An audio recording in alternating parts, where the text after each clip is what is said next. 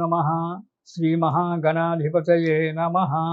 ఈ విశ్వావసునామ సంవత్సరంలో వృశ్చిక రాశి వారు కనుక చూసుకున్నట్టయితే ఈ సంవత్సరము 2 ఆదాయము, 14 ఖర్చు, రాజపూజ్యము 5, అవమానం 2 ఈ సంవత్సరం.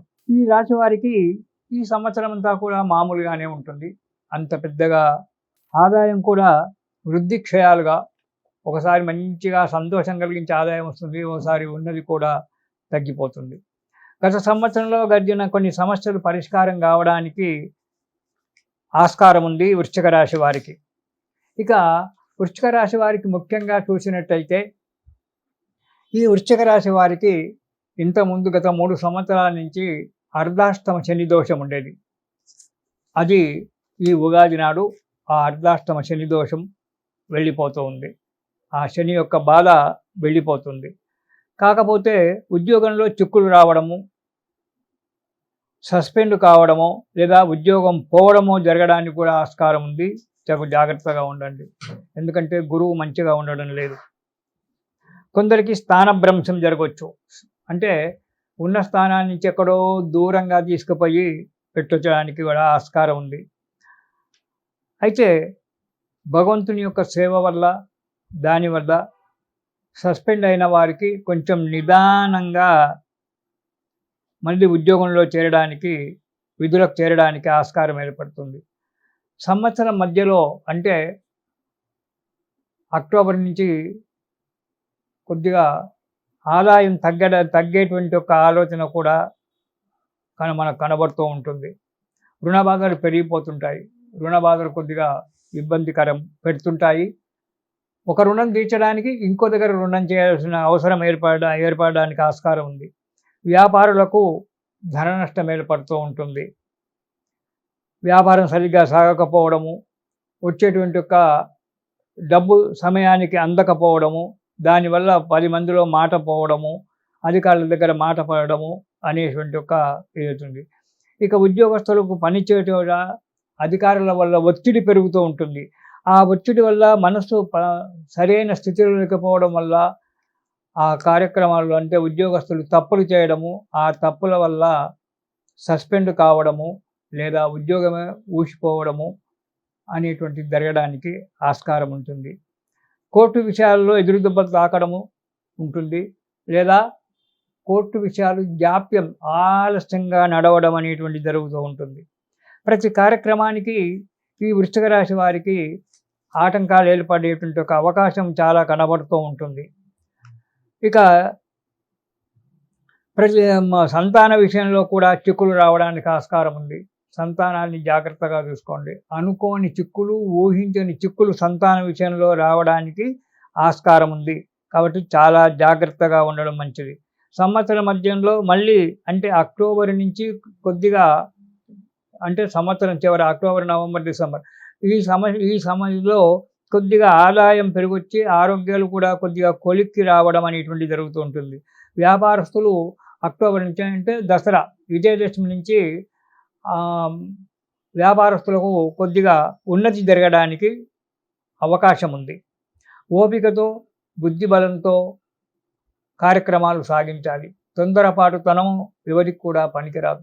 ఈ తొందరపాటుతనం వల్ల మనస్సు చెడిపోవడమే కాకుండా మిత్రులతో పోట్లాడము, బంధువులతో పోట్లాడము, వీళ్ళతో విరోధము, వారితో విరోధం ఏర్పడేటువంటి ఒక అవకాశం ఉంటుంది. కాబట్టి ఈ వృశ్చిక రాశి వారు ప్రతి విషయంలో చాలా జాగ్రత్తగా అడుగు ముందుకు వేయాలి.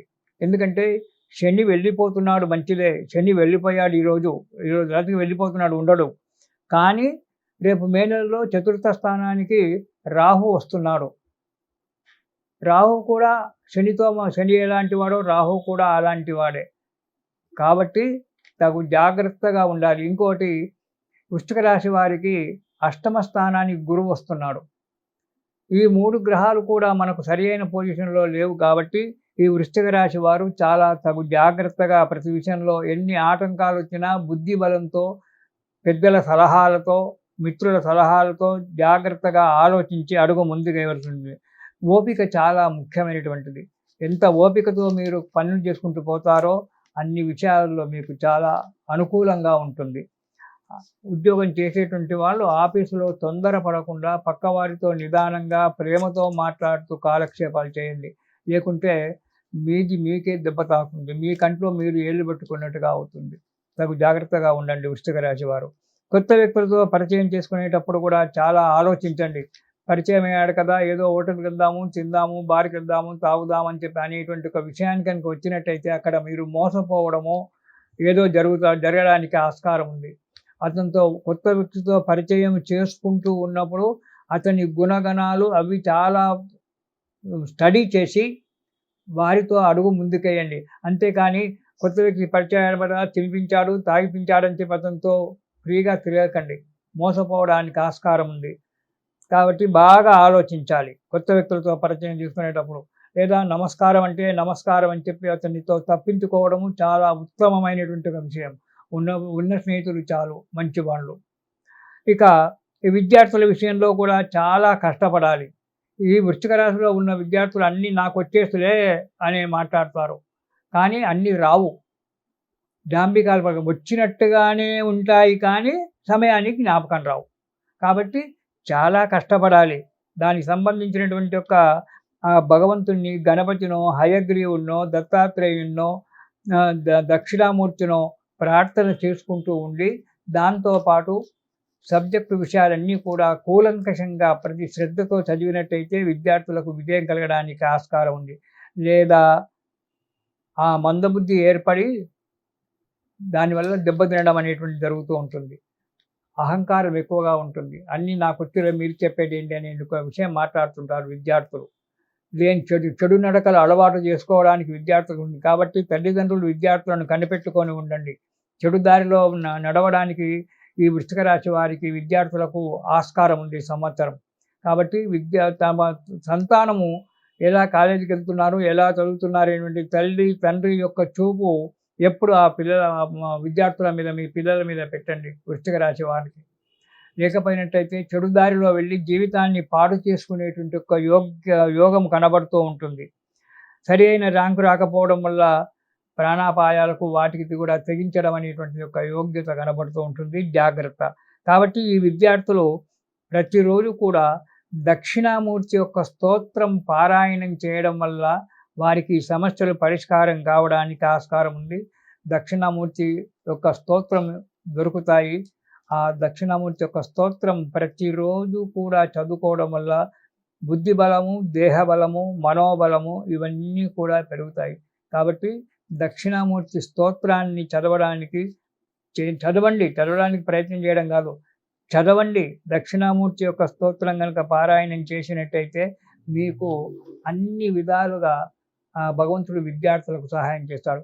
ఇక పెద్దలు ఎవరైతే ఉన్నారో ఉద్యోగస్తులు కానీ, వ్యాపారస్తులు కానీ, గృహంలో ఉండబడేటువంటి వారు కానీ చాలా మటుకు ఉధృతానికి వెళ్ళకుండా మౌనంగా ఉంటూ భగవన్నామ స్మరణ చేస్తూ ప్రతిరోజు లక్ష్మీ నృసింహ కరావలంబ స్తోత్రం అనేటువంటిది ఒకటి ఉంది.